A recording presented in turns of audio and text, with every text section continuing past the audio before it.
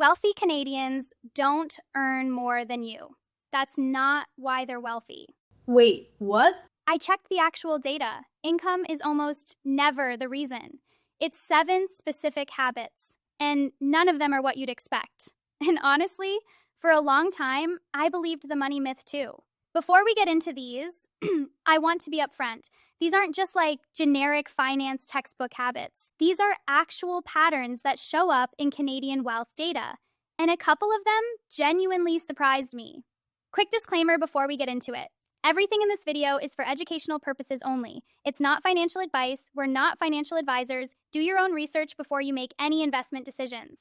Okay, just give me one to start. One of them has nothing to do with investing, budgeting, saving, any of it. You'll see. Let's just start with number 1. Habit 1. So, I was talking to a coworker a while back, and I told her, hey, you should really be investing your TFSA. And she goes, oh, I have one. It's just sitting in cash right now. And I was like, wait, you know you can actually invest it, right? Like buy stocks or ETFs inside it? And she just kind of paused, like, wait, I thought TFSA basically was the investment. Wait, she thought just having the account was the investment? Exactly. And honestly, that's such a common thing. I don't think people realize how common it is. Wealthy Canadians don't treat their TFSA like a savings account, but most people genuinely think opening the account is the whole job. Money goes in, sits there as cash, and that's it. Yeah, honestly, I used to go into the bank and buy mutual funds. I picked the medium risk one, thought I was being responsible. They explained the risk level to me, but nobody explained the fees. I just found out later how much they were actually taking.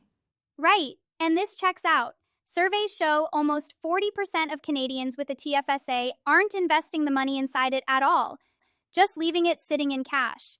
That's an insanely expensive mistake, and most people don't even know they're making it. So it's not that people don't have TFSAs, it's that having one doesn't mean anything by itself. Which actually leads into habit 2, because that same coworker, she actually did end up making her first investment. She put some money into her TFSA and bought XEQT. But it was a one-time thing. What do you mean, one time? Like, she wasn't automated. So every time I'd ask her, hey, did you invest again? It was always, oh, next paycheck, or the next one, or yeah, I'm gonna do it soon. And it just never actually happened again. Not because she didn't want to, she just didn't have a system forcing it. So she had the right idea, she just couldn't stay consistent. Exactly, and that's the whole habit. Wealthy Canadians automate it. The money moves before they even see it, so there's no next paycheck excuse.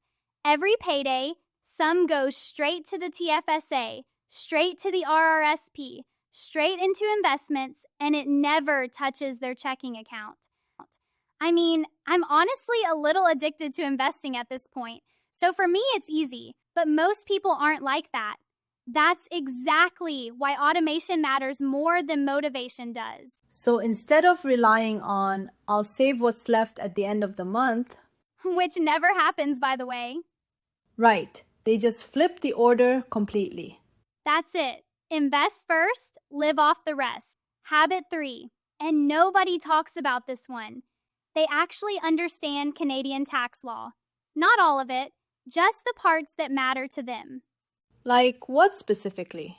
Stuff like knowing the difference between capital gains and regular income tax.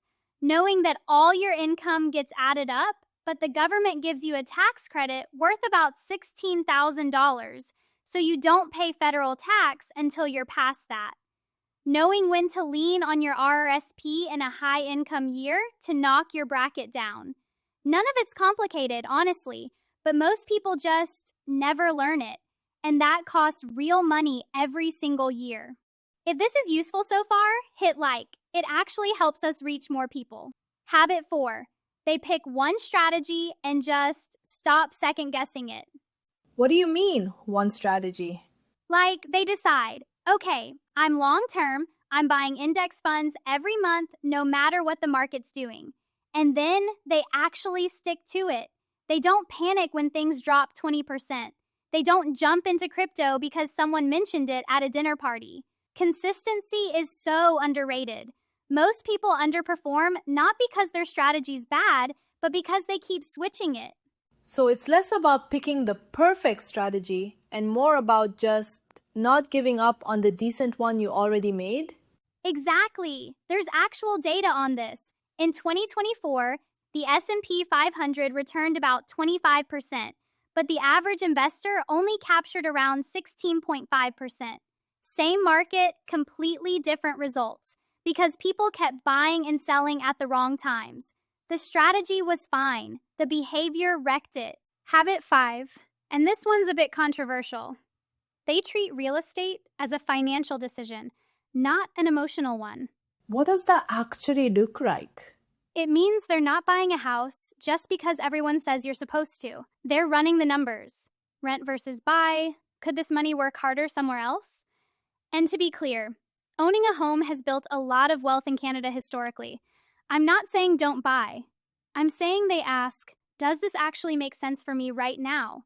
Instead of buying because of social pressure. Honestly, that's really hard in Canada though. Everyone talks about home ownership like it's the only real path. The pressure is enormous, yeah. But the people actually building wealth, they're the ones who manage to pull the emotion out of it. Habit 6 actually surprised me when I looked into the data. Almost all wealthy Canadians have more than one income stream. But, and this is the part people don't expect, they're not running some complicated side hustle empire. Okay, so what are we talking about then? Honestly, pretty boring stuff. Dividends from stocks, rental income from one property, maybe a small freelance contract, a high-interest savings account for the emergency fund. Nothing dramatic. But if you've got 3 or 4 modest streams and one disappears, you lose your job, market tanks, your whole financial life doesn't fall apart. That's worth more than people think. And habit 7, this is honestly my favorite. They just talk about money differently. Like what? So instead of, I can't afford that, it's, that's just not a priority right now. Small difference, but it's a completely different mindset. They talk about money with their partner, openly. They bring their kids into it early. And I know that sounds soft, but the research actually backs it up. How openly a household talks about money is one of the strongest predictors of long-term wealth. Yeah, I've noticed that in Japan too, actually. We don't really talk about money openly either. It's almost awkward to bring up. Right, it's kind of universal. But the people who break that pattern just make better decisions. Consistently. Okay, quick recap. 1. Invest inside your TFSA. Don't just park cash in it. 2. Automate before you see the money. 3. Learn the parts of tax law that actually apply to you. 4. Pick a strategy, commit. 5. Real estate is math, not emotion. 6. Build a few boring income streams. 7. Talk about money, out loud. Which one do you think matters most? Honestly, the TFSA one, just because it's the most actionable right now. If you've got cash sitting in a TFSA today, you can literally fix that this week. Open Wealth Simple, move it into XEQT, VEQT, or ZEQT. Done. Habit 1, implemented. That's it? That's it. None of this is actually complicated. It's just nobody talks about it. If this helped, we've actually got 2 videos that go really well with this one.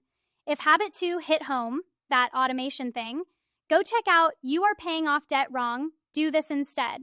That one walks through exactly how to actually automate your way out of debt. And if Habit 7 was more your thing, talking about money, actually tracking it, we did a whole video on Kakeibo, the Japanese saving method behind my first $100,000. That's the Japanese budgeting method that got me to my first 100K. Subscribe for more no-nonsense Canadian finance stuff. See you in the next one.